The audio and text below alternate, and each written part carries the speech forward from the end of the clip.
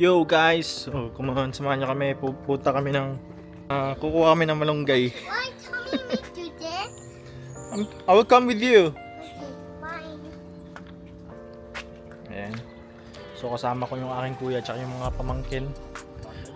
Oh, That like this? let's go.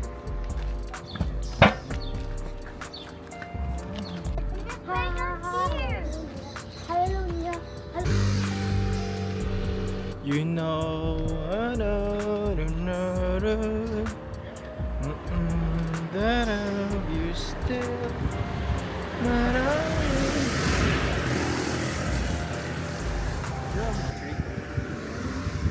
The main entrance. Ama, So what do you do? Stop.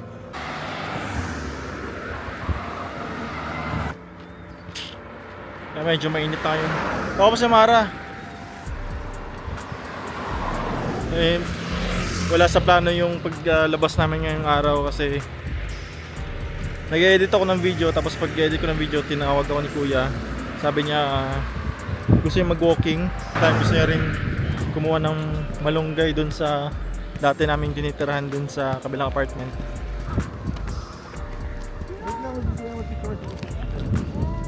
Ayan, puro Pinoy.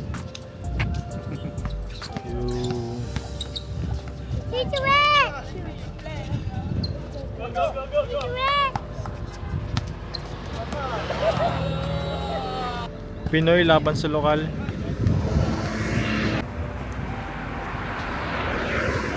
Medyo dumilim-dilim. Parang uulan nata, pero sana wag lang. Kasi kailangan pa namin kumuha ng malunggay dun sa kabilang apartment.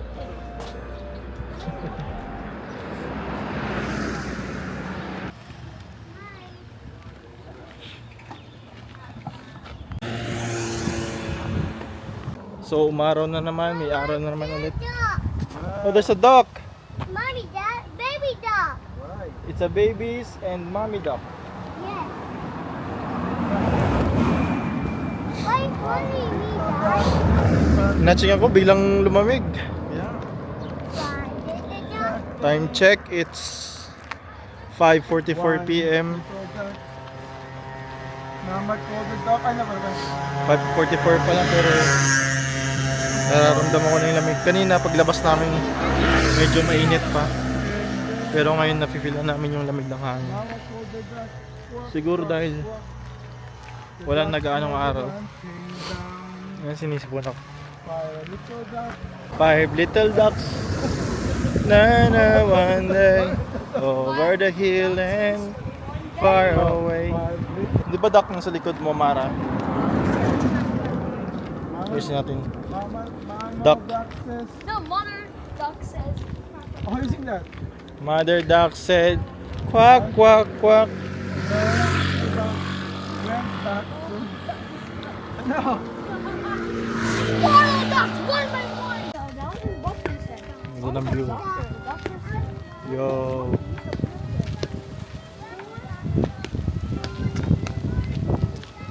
So medyo nakakalahati na kami. At malapit na kami dun sa apartment na pagkukunan namin ng malunggay. Dating apartment pala. Yan, so malapit na. Yung magandang view nga pala dito. Napaka-colorful ng mga bahay. Nakita ba? Sing it. 5 little ducks, one fell down. No more Humpy Dumpty jumping out of the water.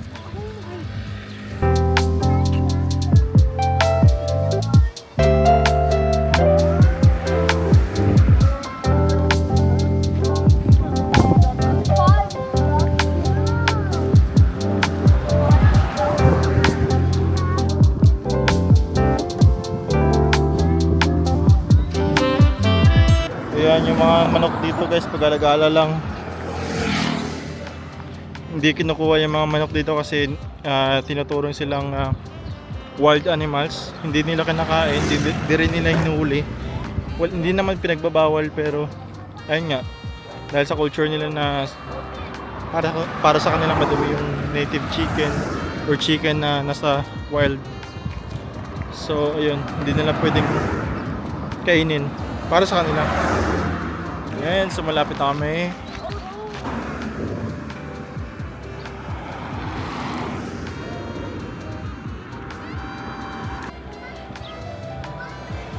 So dito na kami sa Railway Terrace.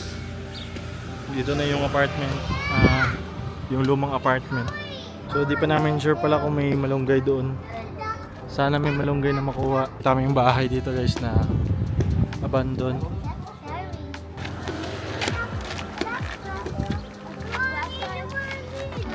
Naman ang mga malunggay. Walang laman ang malunggay. Ang pangit ng malunggay.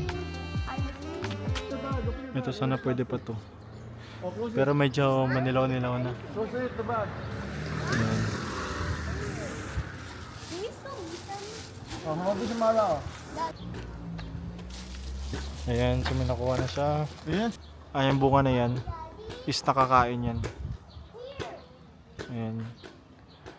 So, medyo bulok na siya. Tsaka hindi natin abot yan. Pwede bang gumawa? Ay, hindi rin abot eh. Wala tayong panungkit. Ayan. So, medyo malayo siya. Hindi natin abot. Meron dun sa ibang part na mababa yung puno niya, tsaka marami siyang bunga. So, may malunggay na kami nakuha. May panghalo na kami sa tinola. Ayan.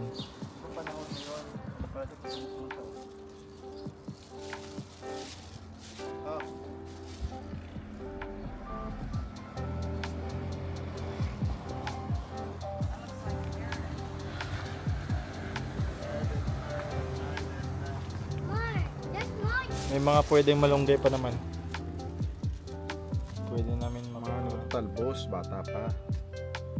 sa talbos. Yung maliliit pa, mga maliliit pang ano. Mga bagong tubo pa lang. Talbos lang yun.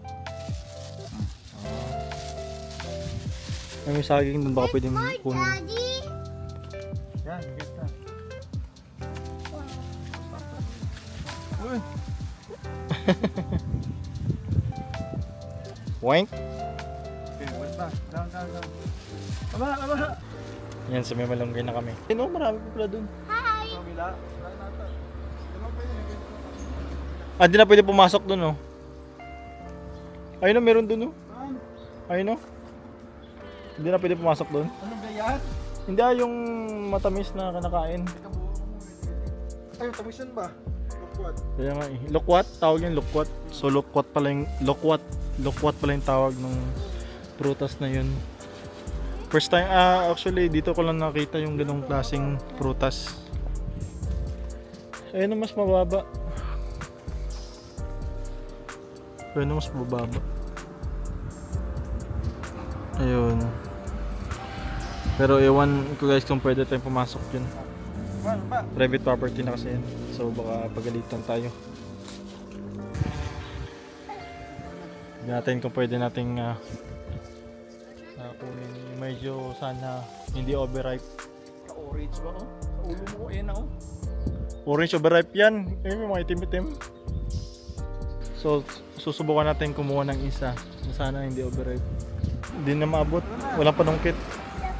Ito may mas malapit dito pero bulok. Overripe, bulok. So maybe next time.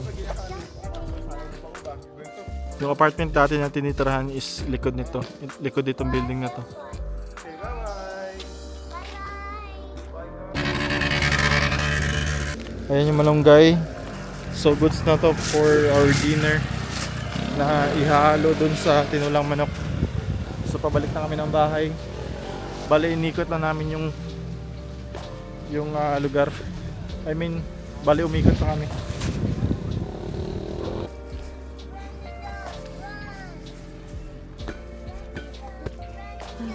Good afternoon. Yeah. So ito nga pala yung stadium nila dito. I was in the cross-country run. I was in the newspaper as well. Wow. Dahil sa anong laro, Jerome? Cross-country run. Cross-crunchy run. Oh, hindi ko alam yun eh. Like running. Running? Oh. So ito nga pala yung kanilang isa sa pinakamalaking stadium nila dito sa Bermuda. Ito. Ayan. Like, Pwede mo pumitas eh. can you help me another one? On the flower.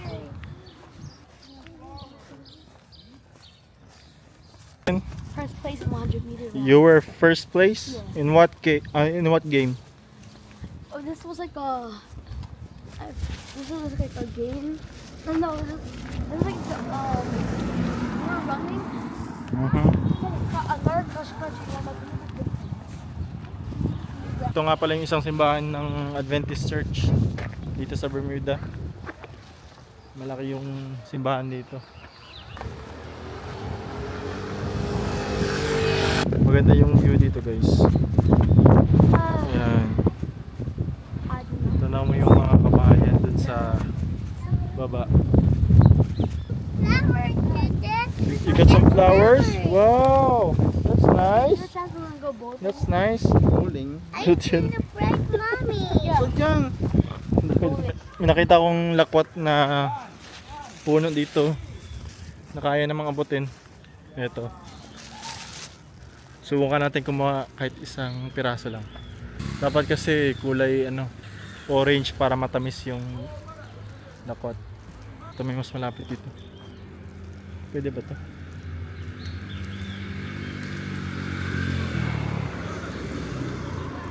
Eto guys. Nakakuha na tayo nito mas mababa. Tikman natin kung matamis. It's either matamis or mapakla or maasim. Sa tatlo lang yan. Actually yung iba kinakain yung balat pero ako tinatanggal ko yung balat. So ito yung texture nya. Para siyang mangosteen, yung balat ng mangosteen, yung sa loob ng mangosteen, yung katabi ng buto. Yung balat ng mangosteen. Mukhang ganun yung texture nya. Pero kulay puti. Tuh. Asim. Tuh. Asim. Kumaasim guys. Di kaya. Asim. Subukan naman natin kumuha ng ibang bunga. Feeling ko lahat dito maasim. So ito minakuha ulit tayo. Subukan natin kung matamis or maasim or mapakla. Binabalatan na natin. Ito.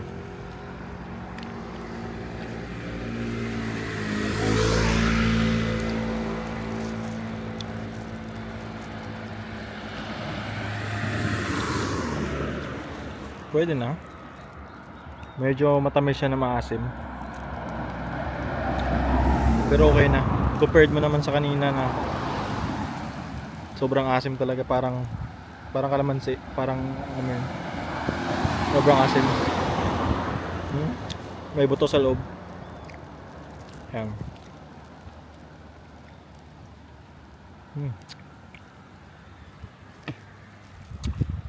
Ayan. Medyo matamis pero maasim konti. So yun guys, salamat sa panonood. Salamat sa pagsama ngayong araw sa vlog ko na kung ano nung binablog ko. So sana hindi kayo magsawang manood. Maraming salamat guys and hanggang sa next video. Bye!